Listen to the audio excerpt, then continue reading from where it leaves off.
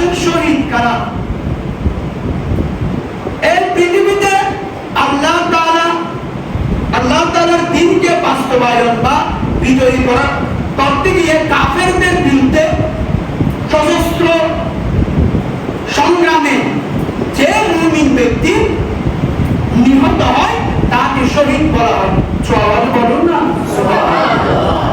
সহিহ বুখারী শরীফে আছে, সাহাবারা নবী করিম সাল্লাল্লাহু আলাইহি ওয়াসাল্লামকে জিজ্ঞেস করেছিলেন, ইয়া রাসূলুল্লাহ, আমরা কিভাবে বুঝবো কারা আল্লাহ তাআলার রাস্তায় জিহাদ করছে?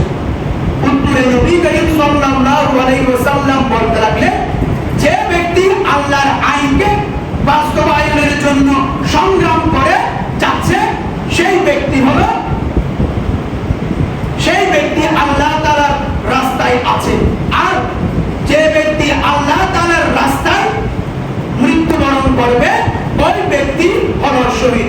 সুবহানাল্লাহ বলুন না সুবহানাল্লাহ।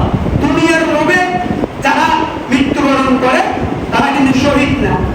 শহীদ হওয়ার জন্য আল্লাহ তাআলার রাস্তায় সংগ্রাম করে কাফেরদের বিরুদ্ধে যুদ্ধ করে যিনি মৃত্যুবরণ করবে তাদেরকে শহীদ বলা হয়। সুবহানাল্লাহ বলুন না সুবহানাল্লাহ। সালাতুন ইয়া